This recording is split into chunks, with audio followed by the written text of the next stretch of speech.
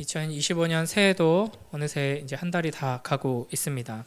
여러분 새해 되면서 어떤 목표와 또 계획을 세우셨나요? 계획을 세우면서 보통 이제 성경 읽기에 대한 계획도 많이 세우시죠. 각자가 여러 가지 이제 계획과 목표를 세우셨을 텐데 우리의 가장 중요한 목표는 무엇이어야 할까요? 영적인 성장이어야 할 것입니다. 하나님의 관점에서 우리의 한 해를 이렇게 보자면 우리가 뭐 아무리 건강이 막 이렇게 회복되고 막 키가 쑥 크고 뭐 재정적으로 막 문제들이 다 해결되고 관계가 회복되고 이렇게 내가 이루고자 했던 것들이 다 이루어진다 하더라도 이제 우리의 믿음이 깊어지고 우리의 인격이 예수님을 닮아가는 그 한 걸음을 나아가지 못한다면 그 한 해를 결코 이제 성공했다라고 말할 수는 없을 것입니다. 그래서 오늘은 우리의 영적인 성장을 위해서 가장 중요한 것 바로 이 책, 성경책 살아있고 활력 있는 하나님의 말씀에 대해 이야기하려고 합니다. 생명의 특징이 무엇일까요? 활력이 있다 하는 것입니다. 저에게 이제 3학년 올라가는 그리고 7살 되는 두 아들이 있습니다. 이제 보통 남자아이들은 쉴 새 없이 움직이죠. 에너지가 넘쳐납니다. 자면서도 떼굴떼굴 굴러다닙니다. 그러니까 이 아이들이 참 활력이 있다, 생명이 있다 하는 것은 이제 퇴근하고 나서 집에 가면은 이제 집안 꼴을 보면 알 수가 있습니다. 저희 아내를 디스하는 건 아니고요. 이제 청소 담당은 저기 때문에 어차피 제가 청소해야 되는데 이제 퇴근하고 집에 가면은 아침에 분명히 청소기도 밀고 정리를 하고 나왔는데 온갖 장난감들이 거실이며 방이며 흩어져 있고 이제 뭐 책들도 많이 나와 있습니다. 그리고 이제 특히 저희 첫째는 이제 말이 엄청 빨랐었거든요. 그래서 뭐 한 3, 4살 때 이렇게 생각해 보면 이제 엄청난 수다쟁이여가지고 쉴 새 없이 떠듭니다. 자기 직전까지도 뭐라 떠들고 이제 아침에 일어나자마자 기억에 나는 게 뭐 자기가 꿈꾼 거를 막 이렇게 설명을 합니다. 그리고 이제 일어났는데 엄마나 아빠가 옆에 없으면 왜 엄마가 옆에 없냐? 일어났을 때 엄마가 있어야지 막 이러면서 이야기를 하고요. 그리고 이제 살짝 이제 처음 아이를 키워보니까 살짝 트라우마처럼 왔던 게 아빠 이렇게 부르면서 대답할 때까지 이제 부르고 그러니까 쓸데없는 거 이제 얘기하고 물어보고 질문하고 대답해주면 왜? 그러니까 모르는 게 많으니까 뭐 설명을 해줘도 왜? 이렇게 하죠. 이제 저도 조금 그런 면이 있는데 저희 아내는 특히 이제 조용한 곳에서 가만히 있는 걸 좋아합니다. 저는 저렇게 가만히 있으면 심심하지 않나 싶고 저는 뭐 음악이나 뭐 어떤 유튜브 강의, 뉴스 이런 걸 이제 틀어놓고 막 이렇게 뭐 잡일을 하고 하는 편인데 저희 아내는 가만히 조용히 있고 뭐 책 읽고 그림 그리고 이런 걸 좋아하는 사람입니다. 그러다 보니까 이제 아들이 둘이 되어서 두 명이서 여기저기 돌아다니면서 엄마 부르고 뭐 질문하고 막 이러는 것들이 조금 힘겹게 여겨질 때가 있었습니다. 그래서 이제 밤에 이제 아이들이 잠들었을 때 농담처럼 우리 아이들에게도 이렇게 컴퓨터 버튼처럼 그냥 좀 안 되겠다 싶을 때 끌 수 있는 전원 버튼이 하나씩 있었으면 정말 좋겠다 이런 얘기를 한 적이 있습니다. 그러나 저희 아들들이 기계가 아니고 로봇가 아니기 때문에 전원을 뭐 껐다가 킬 수는 없죠. 생명이 있는 사람이기 때문에 활력 있게 계속해서 움직이면서 하루가 다르게 성장해 나갑니다. 이처럼 생명의 특징은 활력이 있다 하는 것이고요. 계속해서 움직이면서 성장한다 하는 것입니다. 오늘 본문에서 하나님의 말씀은 살아있고 활력이 있다라고 말씀하시죠. 그렇기 때문에 우리가 이 말씀을 읽고 묵상하고 이 말씀을 가까이 하면 이 생명이 우리 안에 심겨져서 우리로 하여금 활력 있게 하고 자라나게 하는 것입니다. 청교도인 토마스 왓슨이 이렇게 말했습니다. 좋은 책들을 읽으면 마음이 따뜻해지지만 이 책을 읽으면 마음이 변화된다. 그러니까 이 세상에 정말 좋은 책들이 많이 있거든요. 저는 이제 책을 엄청 좋아해서 이제 책을 많이 못 읽은 지가 오래됐는데 책을 한창 좋아할 때는 막 이제 책에 손만 대도 이 책의 내용이 다 흡수되는 초능력이 있었으면 좋겠다 막 생각하면서 막 도서관을 거닐면서 하나님 그런 초능력 주시면 안 되나요 하기도 하고 정말 너무 읽고 싶은 책들이 많은데 한계가 있잖아요. 그래서 속독을 이제 잘 한다는 사람들 막 그런 책이랑 영상도 읽어보고 이렇게 했었는데요. 세상에 정말 훌륭한 책들, 귀한 책들이 많이 있습니다. 사람의 마음을 따뜻하게 해주는 또는 또 반대로 차갑게 해주는 우리의 지식을 또 견고하게 해주는 여러 가지 책들이 있죠. 그러나 우리의 이 죽은 마음에 생명을 불어넣어주는 책은 이 책, 하나님의 말씀, 성경이 유일합니다. 그렇기 때문에 이 책을 항상 가까이 하면서 듣고 또 묵상하고 배우면서 우리는 생명으로 충만케 되는 은혜를 누릴 수 있게 되는 것이죠. 그래서 오늘은 이 책에 대해서 세 가지를 살펴보려고 합니다. 첫째로 이 책이 살아있는 하나님의 말씀이다 하는 것이 어떤 의미인가 하는 걸 살펴보고요. 그래서 이 살아있는 하나님의 말씀에 어떤 능력이 있는지를 또 살펴보고, 이 능력 있는 살아있는 하나님의 말씀을 가까이 할 때 우리에게 어떤 일이 일어나는가, 이 세 가지 내용을 한번 살펴보려고 합니다. 첫째, 저를 한번 따라해 보시겠어요? 이 책은 살아있는 하나님의 말씀이다. 이 책은 살아있는 하나님의 말씀이다. 네, 이 책이 살아있는 하나님께서 우리에게 주신 말씀이고 이 책 자체가 살아있는 말씀이다 하는 것인데요. 이 증거들이 이 책 안에도 있고 또 여러 면에서 우리가 증거들을 살펴볼 수 있습니다. 이 책을 꼼꼼하게 읽고 연구하고 배우다 보면은, 제대로 배운다면 이 책은 그냥 대단한 책, 좋은 책 정도가 아니라 유일한 책이구나, 신비한 책이구나 하는 것을 알 수 있게 됩니다. 또 이 책을 통해서 나타나는 여러 역사들이 있고 능력들이 있는데 그걸 경험한 사람은 이 책은 참으로 살아계신 하나님의 말씀이구나라고 고백하게 되는 것이죠. 그 중에서 몇 가지만 좀 나눠보려고 하는데요. 우리가 이제 기독교 신앙의 가장 핵심은 예수 그리스도죠. 예수 그리스도에 대한 신앙 고백의 가장 중요한 측면은 우리 구주 예수님이 참 하나님이시며 참 사람이다라는 점입니다. 근데 여기에서 어긋나면은 그 즉시 이단이 되는 것이죠. 그래서 우리는 100% 완전한 하나님이시며 동시에 완전한 사람으로 우리에게 오셔서 우리를 구원하셨다라고 고백합니다. 근데 이게 우리의 지성으로는 쉽게 이해하기는 조금 어려운 측면이 있죠. 그래서 신비라고 할 수 있습니다. 삼위 하나님에 대해서도 마찬가지죠. 유일하신 한 분 하나님을 우리가 고백하지만 그 유일하신 하나님이 성부, 성자, 성령 삼위로 계십니다. 셋이라는 거야, 하나라는 거야? 이 이제 질문을 우리가 계속하게 되지만 성경을 통해서 하나님께서 자신을 계시하시는 대로 우리가 받아들이고 믿다 보면 그 신비로운 하나님의 그 영광을 우리가 마주하게 되는 것이죠. 이 책도 마찬가지입니다. 이 책은 사람의 책이죠. 하나님이 그냥 이렇게 신비롭게 그냥 하늘에서 뚝 떨어뜨려 주신 책이 아닙니다. 사람을 통해서 기록된 사람의 책이고 그 기록한 자가 다양한 배경 속에서 다양한 요소들의 영향을 받아서 기록하였습니다. 그러나 하나님께서 하나님의 말씀으로서 영감하셔서 우리에게 주셨죠. 그러니까 사람의 책이면서 동시에 하나님의 말씀, 이 책이 가지고 있는 정체성이라고 할 수 있습니다. 그러니까 이런 책은 이 세상에 수많은 좋은 책들, 훌륭한 책들이 있지만 이 성경밖에 없다 하는 것이죠. 또 우리가 잘 알다시피 성경책은 구약과 신약으로 구성되어 있고요. 66권으로 이루어져 있죠. 그러니까 한 권의 책인데 66권으로 이루어진 세트입니다. 근데 이 방대한 분량의 책이 한 사람에 의해서 한 출판사가 기획해서 이 66권 시리즈를 내고 이걸 묶어서 이제 한 권으로 지칭한다고 해도 참 놀랍고 신비로운 일인데, 약 1500년의 기간 동안 약 40명의 저자가 서로 다른 지역에서 서로 다른 배경 속에서 서로 다른 상황 속에서 기록한 책들이 모여져 있습니다. 그렇게 모여있는 66권의 책이 동일한 메시지를 일관되게 전하고 있다. 이것이 엄청난 신비라고 할 수 있는 것이죠.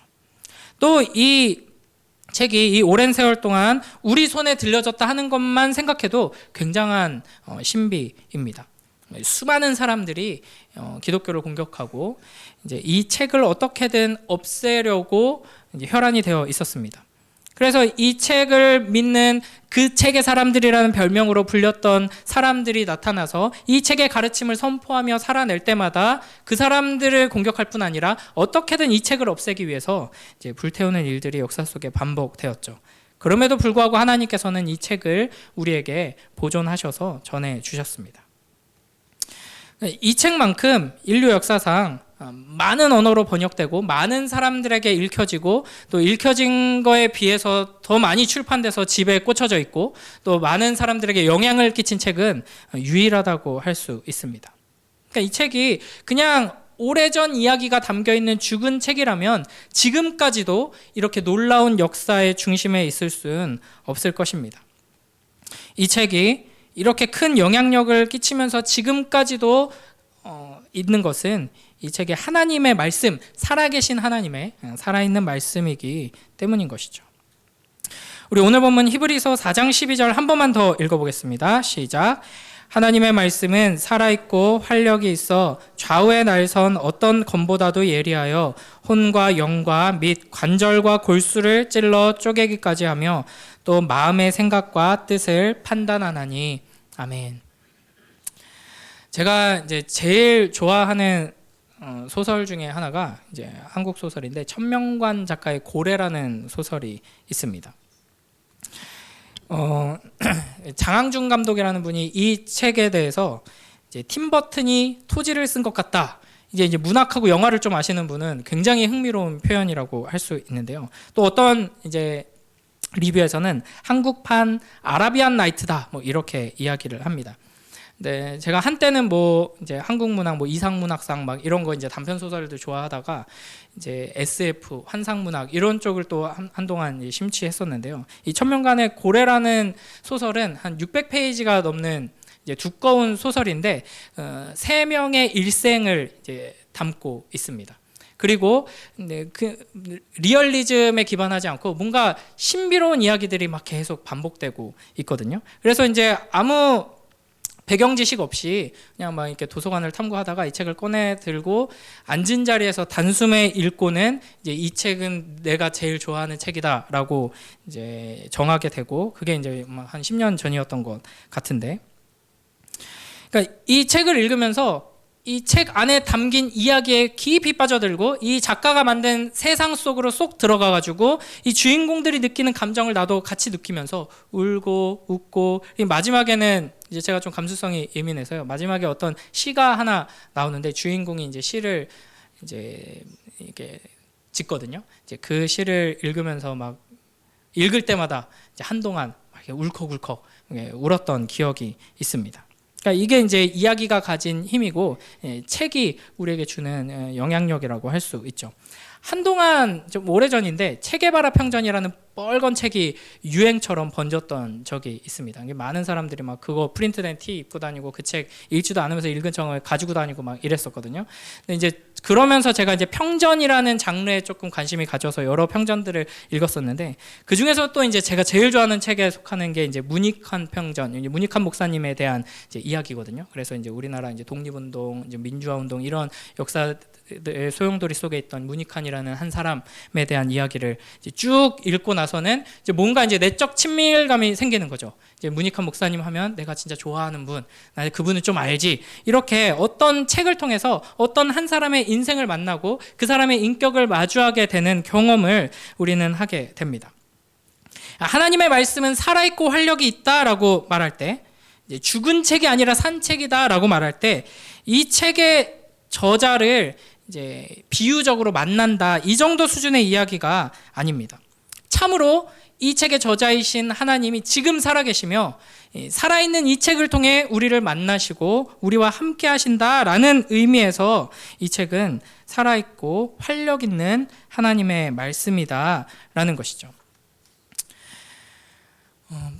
보통의 좋은 책들을 통해서 감동받고 또 여러 가지 유익을 누리는 것을 우리가 경험하는데, 진정 살아있는 이 책을 통해서 매일매일의 삶 속에서 살아계신 하나님을 만나는 그 은혜로 충만한 우리 모두가 되길 주님의 이름으로 축복합니다.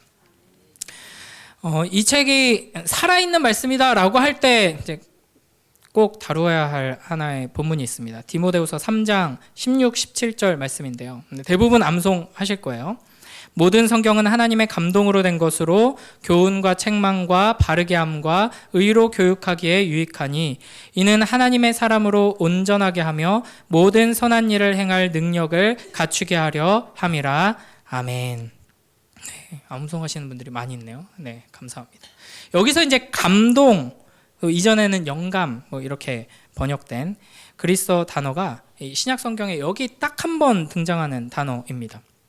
하나님을 뜻하는 테오스하고 내쉬다, 아이고 죄송합니다.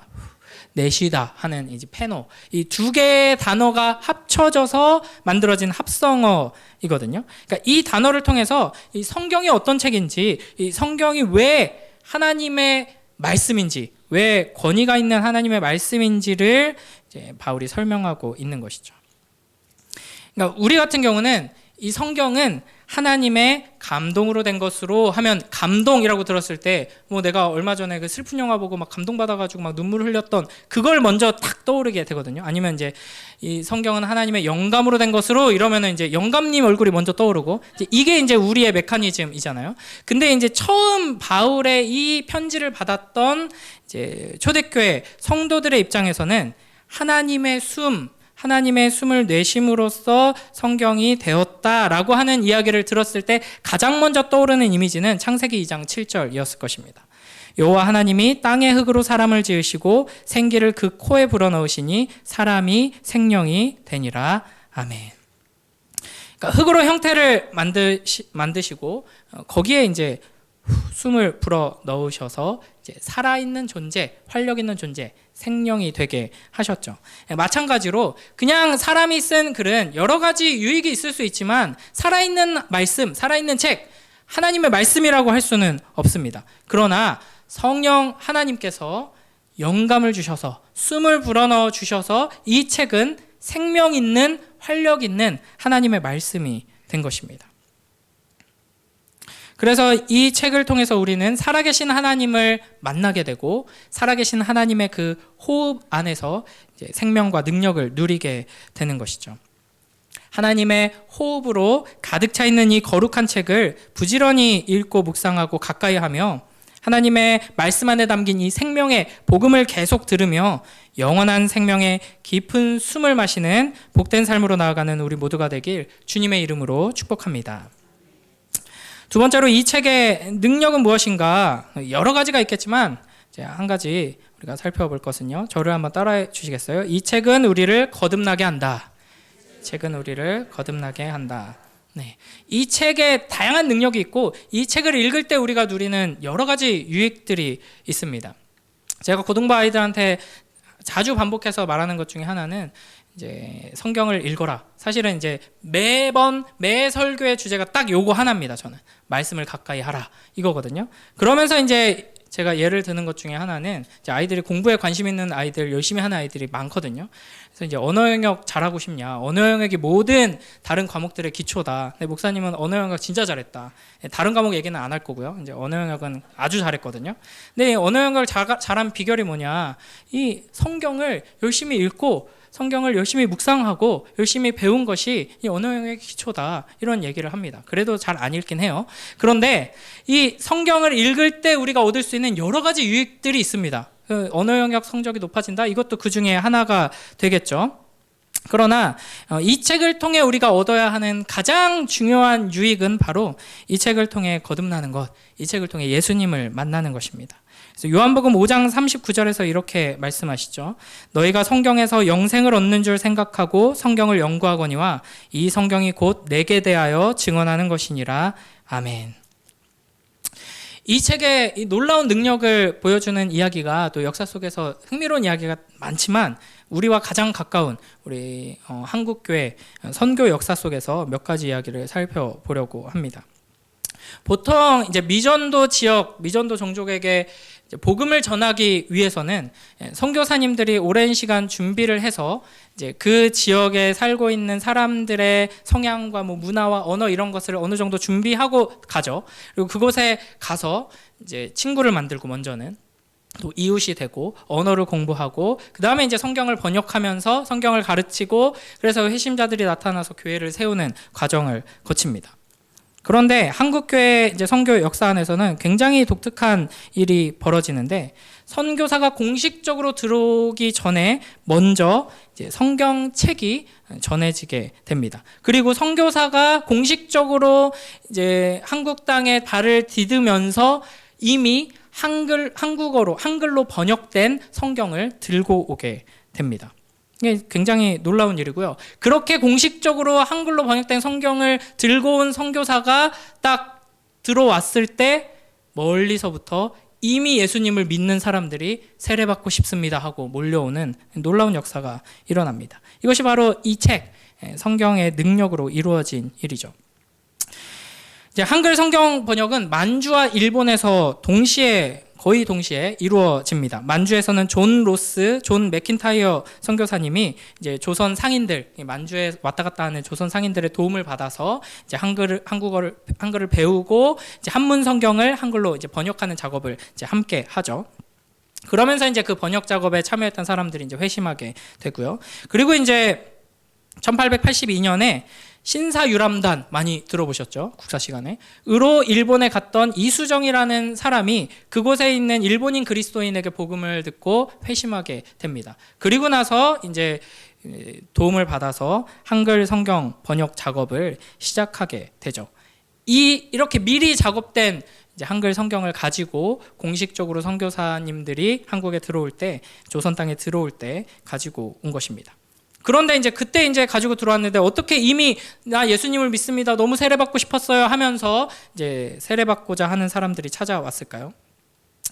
그러니까 성경이 우리나라에 최초로 전해진 것은 선교사님이 이 땅을 밟기 68년 전에 이미 일어났던 일입니다. 1816년에 이제 영국의 이제 배들이 서해안 일대를 탐사하면서 백령도 그리고 서천, 마량진 이런 곳에 정박하여서 한문 성경을 전해 주었습니다. 그리고 1832년에 이제 영국 동인도 회사 소속의 또 배가 이제 백령도에 오는데요. 여기에는 이제 독일인 칼 구칠라프 선교사님이 타고 있었습니다. 우리나라의 최초로 감자 재배법을 전수해 준 분이거든요. 이분이 이제 백령도와 고대도 주민들에게 성경, 전도지, 선물 등을 나누어 주었습니다. 그리고 1865년에 좀 교회사에 좀 관심 있으신 분들은 많이 들어본 이름일 텐데 로버트 토머스 선교사님이 또 이거 역사 공부 열심히 하신 분들은 많이 들어본 이름인데 미국 상선 제너럴 셔머노를 타고 이제 들어와서 백령도 주민들에게 한문 성경을 나눠주고 그리고 이제 더 들어와서 평양으로 이제 강을 거슬러 올라가다가 이제 여러 가지 문제가 생겨가지고 이제 배가 이제 불타고 이제 거기 선원들이 죽게 됩니다. 그 와중에서 이제 토마스 선교사님도 순교하게 되죠. 죽음을 맞이하면서 자신을 이제 죽이는 인물을 띈 박충건이라는 사람에게 이 성경책을 전해줍니다. 이 책을 박충건은 조카 이영태에게 주고요. 이제 그 조카가 이 책을 읽다가 한문 성경이죠. 예수님을 믿게 되고 나중에는 성경 번역 작업에 참여하고 이제 목사가 됩니다. 그리고 이제 이 책을 조카에게 주었던 박충건 역시 나중에 예수님을 영접하고 장로가 됩니다. 그리고 이 토마스 선교사님이 이제 죽던 그 장소에 있었던 13살 소년 최치량이라는 사람이 있었습니다. 이제 죽으면서 이제 성경책을 선물로 주고 또 이제 죽었겠죠. 그 옆에 이제 버려져 있던 성경책 3권을 이제 가지고 와서 보관하다가 나중에 평양 대동문을 지키는 영문주사 박영식이라는 사람에게 전달합니다. 이 박영식은 이 3권의 책을 받고는 이제 귀한 책이잖아요. 근데 이제 그 종이의 값어치만 해도 아주 좋은 거였습니다. 그래서 이 책을 다 찢어서 집안 벽지로 붙입니다. 그리고 이제 나중에 그 13살 소년이었던 최치량이 나중에 이 박영식의 집을 구입해서 주막으로 운영을 합니다. 이제 그때 이곳에 마페 선교사님이 복음을 전하러 왔다가 묻게 되고요. 이제 자려고 누웠는데 옆에 벽지에 한문이 쫙 있는데 이제 선교사님이기 때문에 한문이랑 이런 것들을 준비했잖아요. 읽다 보니까 이게 성경인 거예요. 그래서 놀라가지고 이런 이야기들을 나누게 되고 결국 이 최치량이 예수님을 믿게 되고요. 그 성경책으로 벽지를 발랐던 그 주막은 나중에 평양 최초의 교회인 널다리골 교회가 되고 이 교회가 바로 평양 대부운동의 중심이 되었던 장대원 교회가 됩니다. 이렇게 우리나라에는 선교사님이 들어오기 전에 이미 하나님께서 말씀을 통해서 사람들을 부르시고 준비시키시고 이제 교회를 세우셨습니다. 그러니까 이 성경이 이 땅을 깨우는 복음의 초석이 되고 곳곳에서 이제 복음의 열매를 맺는 그 능력을 보여주신 것이죠. 우리 1907년에 평양 대부흥도 어떤 놀라운 은사나 막 기적이 일어나서 사람들이 교회로 몰려들고 회개하고 한 것이 아니라 사경회 하다가 사람들이 회개하면서 놀라운 부흥의 불길이 퍼지게 됩니다. 사경회가 뭐죠? 가장 지루한 시간이죠. 성경을 배우는 시간. 하나님의 말씀을 배우는 그 시간을 통해서 심령들이 깨어지고 회개하면서 이제 이 부흥의 불길이 이제 시작된 것입니다. 이런 역사가 계속해서 우리를 통해 일어나게 되길 주님의 이름으로 축복합니다. 지금도 이런 일이 계속 일어나고 있습니다. 이제 너진똑이라는 유튜버가 있거든요. 원래 풀네임은 너 진짜 똑똑하다라는 이름이었는데 이제 줄여가지고 너진똑으로 활동하는 지금 한 145만 되는 굉장히 큰 유튜버입니다. 근데 이 사람이 대단한 게 이런 내용으로 이만큼의 구독자를 모아서 영향력을 끼치기가 쉽지 않거든요. 그러니까 책을 리뷰하는 유튜버입니다. 그래서 뭐 데미안, 이상의 날개, 까미의 이방인 같은 유명한 책들부터 해가지고 최신 여러 가지 심리학, 철학, 뭐 소설들을 이제 요약하고 설명해주고 거기에 대해서 이제 이야기를 하는 유튜버입니다. 그리고 이제 뭔가 종교나 철학에 대한 아주 깊은 이야기들도 많이 합니다. 저는 뭐 잘 모르지만 그냥 여러 번 이제 들어봤는데 아주 깊이가 있더라고요. 그래서 그 컨텐츠 중에는 뭐 공자에 대한 이야기, 뭐 반야심경 100번 읽은 것처럼 만들어 드립니다. 막 이런 컨텐츠가 있었습니다. 그런데 이제 어느 날 무신론자를 위한 성경이라는 50분 가까이 되는 엄청 긴 컨텐츠를 딱 올립니다.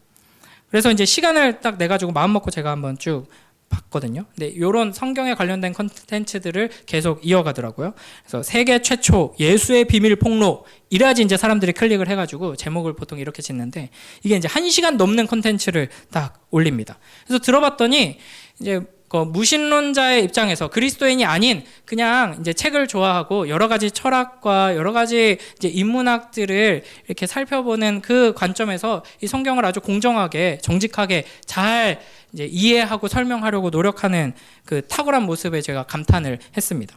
그래서 이제 이분의 논지에 제가 뭐 100% 다 동의할 수는 없지만 그러니까 이 성경책을 정말 잘 연구해가지고 이 성경이 말하는 것은 결국 하나님 사랑, 이웃 사랑이다라는 결론으로 쭉 가더라고요.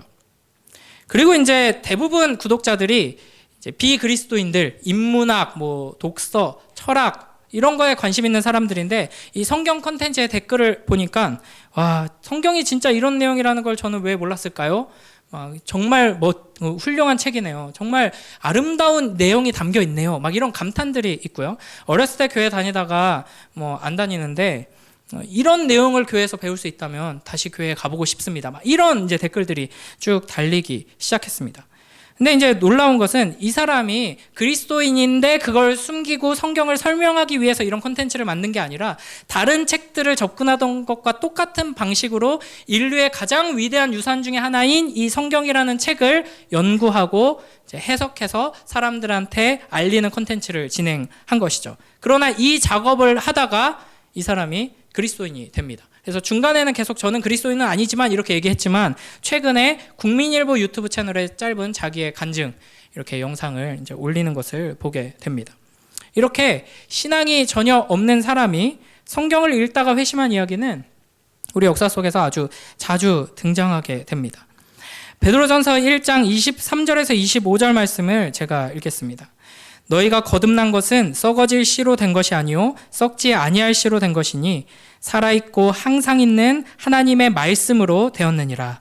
그러므로 모든 육체는 풀과 같고 그 모든 영광은 풀의 꽃과 같으니 풀은 마르고 꽃은 떨어지되 오직 주의 말씀은 세세토록 있도다 하였으니 너희에게 전한 복음이 곧 이 말씀이니라. 아멘.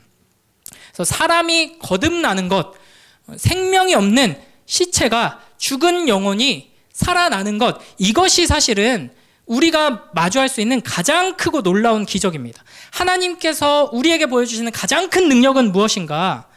죽은 영혼이 살아나는 것.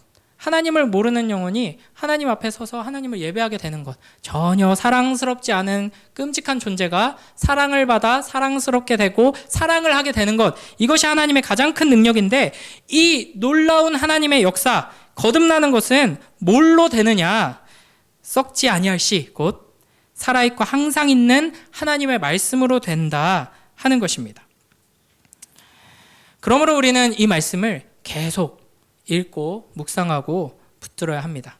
특별히 생명이 없는 이들을 위하여서 우리가 이 말씀을 계속해서 가르치고 전하는 일에, 그리고 이 너진똑이라는 유튜버가 했던 것처럼 이 말씀을 사람들이 잘 이해하고 받아들일 수 있는 방식으로 해석해내는 것, 이건 이제 설교를 통해서만이 아니라 우리의 삶을 통해서 예수님을 믿고 이 성경을 생명처럼, 이제 역사 속에서 그 책의 사람들이라고 불렸던 우리의 종교개혁의 선배들처럼 이 책이 진짜 신의 말씀이라고 믿고 여기에 생명이 있다고 믿고 생명보다도 더 중요하게 여기고 진리라고 믿기 때문에 이 책의 모든 기준을 두는 사람들이 어떻게 살아가는지를 세상은 보고, 아, 이 책이 살아있는 하나님의 말씀이구나 라는 것을 깨닫게 될 것입니다.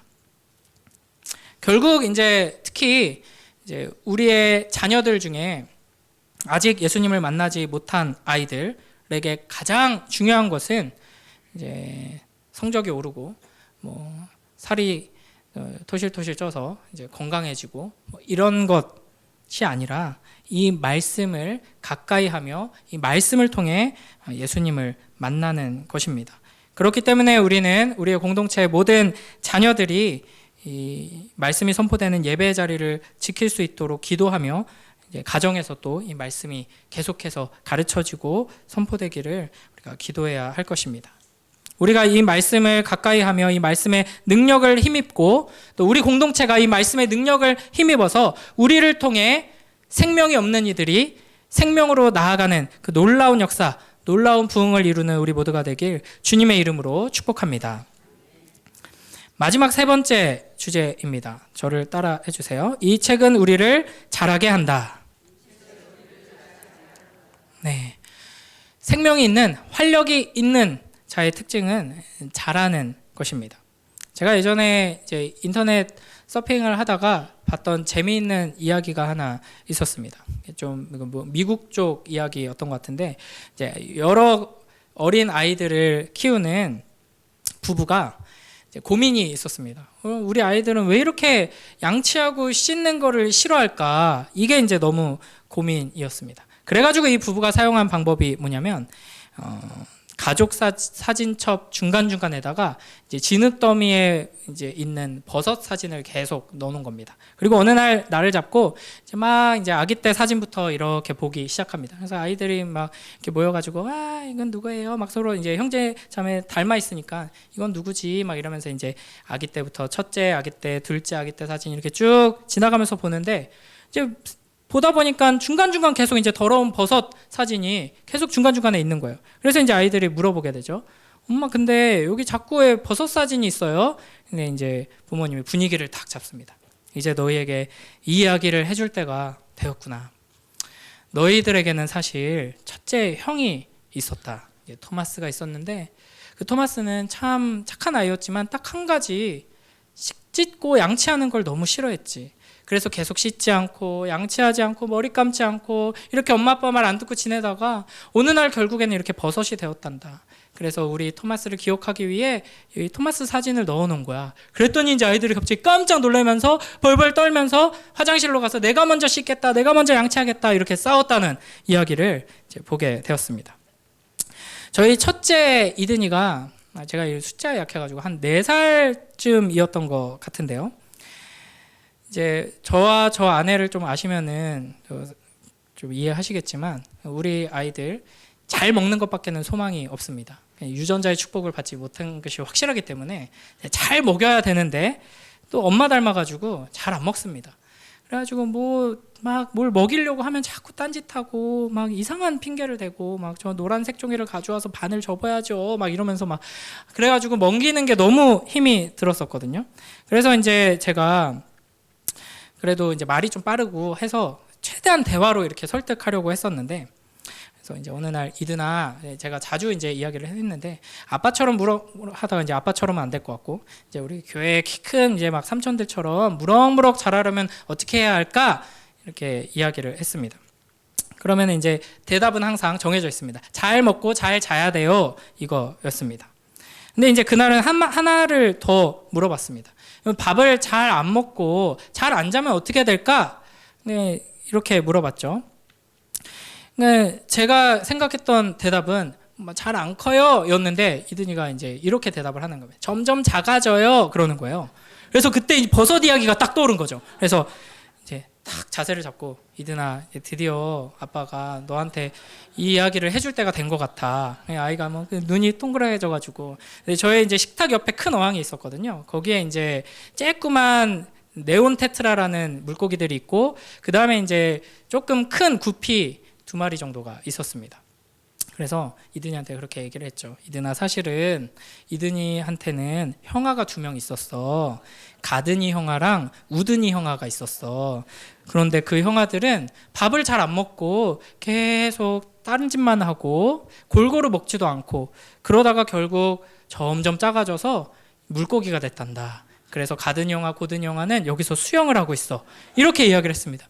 저는 이제 이런 걸 예상한 거죠. 깜짝 놀라면서 막 울먹울먹 하면서 나는 먹을 거예요. 이런 걸 예상했는데 너무 좋아하는 거예요. 우와, 우리 형아들이 수영을 정말 잘해요. 막 이러면서 이 빨간 게 가든이 형하고 이 검은 게 고든이 형아예요. 막 이렇게 물어보면서 또 여전히 안 먹는 거예요. 제 마음이 어땠을까요? 너무 귀엽다 이런 생각이 안 들고 너무 속상하고 어떻게 먹일 수 있을까? 이 고민이 이제 계속 들었습니다. 왜 아이가 잘 먹으면 기분이 좋고 잘 안 먹으면 걱정이 될까요? 먹지 않고 무럭무럭 자라는 아이는 없기 때문입니다. 그러니까 우리가 제대로 먹지 않는다면 우리는 잘할 수 없고 활력 있게 하나님과 동행하는 삶을 살 수 없고, 하나님의 마음은 다른 게 중요한 게 아닙니다. 얘가 지금 지금 사업이 어떻고, 얘가 지금 자녀와 관계가 어떻고, 얘가 지금 목표하고 있는 게 있는데 학업이 어떻고, 이런 게 아니라 밥을 안 먹고 있는데 그게 무슨 소용이고, 해달라 하는 게 무슨 소용이겠습니까? 그러니까 자녀가 활력이 없어서 퇴근하고 집에 갔는데 아침에 청소한 그대로 있고, 자녀는 그냥 이제 산소호흡기 끼고 누워가지고 아빠 잘했죠? 청소 더 안 하셔도 돼요. 저 하루 종일 누워 있었어요. 왜냐하면 저는 아무것도 안 먹고 활력이 없거든요. 이러면 부모 마음이 어떨까요? 아빠를 편하게 해주는 우리의 아이구나. 마음이 찢어지겠죠. 그 아이를 어떻게든 빨리 회복시켜서 잘 먹고 볼볼볼 돌아다니고 쉴 새 없이 수다 떠는 아이로 만드는 것이 부모의 유일한 꿈일 것입니다. 그러므로 우리가 건강하려면, 성장하려면 가장 중요한 기본은 잘 먹는 것, 이 하나님의 말씀을 가까이 하고 하나님의 말씀이 선포되는 예배의 자리를 지키고 하나님의 말씀을 함께 나누는 이 소그룹을 소중히 여기는 것이 될 것입니다. 근데 이제 여기서 이제 이런 의문을 이제 품으신 분이 혹시 있을지 모르겠어요. 조금 있어야지 이게 되는데, 이 나이에 성장은 무슨 성장, 이제 이런 걸 생각하시는 분이 있을지 모르겠습니다. 제가 말씀 몇 구절 읽겠습니다. 에베소서 4장 13절입니다. 우리가 다 하나님의 아들을 믿는 것과 아는 일에 하나가 되어 온전한 사람을 이루어 그리스도의 장성한 분량이 충만한 데까지 이르리니 아멘. 하나님께서 우리에게 주신 목표는 그냥 너 조금이라도 이유식 먹고 이제 기어다니는 것까지가 하나님의 목표가 아니라 예수님만큼 잘하는 게 하나님께서 우리에게 가지신 목표라는 것입니다. 그래서 에베소서 4장 15절에서 이렇게 말씀하시죠. 오직 사랑 안에서 참된 것을 하여 범사에 그에게까지 자랄지라 그는 머리니 곧 그리스도라. 아멘. 하나님께서 우리를 하나님만큼 성숙하고 하나님만큼 능력 있고 하나님과 사랑을 나눌 수 있는 거룩한 존재로 빚어가시기를 원하셔서 우리에게 이 말씀을 주셨다 하는 것을 기억하며 이 말씀을 더욱 가까이 붙드는 우리 모두가 되길 주님의 이름으로 축복합니다. 한 군데 더 읽어볼게요. 베드로후서 1장 4절입니다. 이로써 그 보배롭고 지극히 큰 약속을 우리에게 주사 이 약속으로 말미암아 너희가 정욕 때문에 세상에서 썩어질 것을 피하여 신성한 성품에 참여하는 자가 되게 하려 하셨느니라. 아멘. 신성한 성품에 참여하는 자, 하나님의 그 성품에 참여할 만큼 하나님과 같은 존재가 되도록 하나님께서는 우리를 부르셨습니다. 그냥 신앙생활 어느 정도 하고 성경 어느 정도 배워가지고 어느 정도 그리스도인처럼 이렇게 살아가는 그런 모습으로 하나님께서는 만족하지 않으신다 하는 것이죠. 말씀을 맺도록 하겠습니다. 하나님의 말씀은 우리에게 생명을 주고 활력 있는 생명의 삶을 살게 하시며 생명 가운데 자라나게 하시는 능력의 말씀입니다. 이 말씀을 사랑하고 이 말씀을 굳게 붙들고 이 말씀으로부터 오는 온갖 은혜와 축복을 풍성히 누리며 하나님 품에 안기는 그날까지 이 말씀 안에서 무럭무럭 자라나는 우리 모두가 되길 주님의 이름으로 축복합니다. 그리하여서 이 말씀의 능력으로 우리 가운데 죽은 영혼을 깨우고 교회를 세우고 부흥을 이루는 우리 모든 미랄의 가족들 되길 주님의 이름으로 축복합니다. 기도하겠습니다. 하나님 아버지 감사합니다. 우리를 사랑하셔서 우리에게 살아있는 하나님의 말씀을 주시고 이 말씀을 읽고 묵상하고 또 이 말씀을 통하여서 예수 그리스도를 만나고 복음을 듣고 이 말씀을 함께 나눌 수 있게 허락하여 주시니 감사합니다. 이 말씀이 선포되는 예배의 자리를 더욱 사모하게 하시고 이 말씀을 함께 나누는 소그룹 공동체를 더욱 사랑하게 하시며 매일매일의 삶 속에서 이 말씀을 굳게 붙들고 말씀의 능력을 경험하는 복된 주님의 자녀들 될 수 있도록 축복하여 주시옵소서. 감사드리며 예수님 이름으로 기도드립니다. 아멘.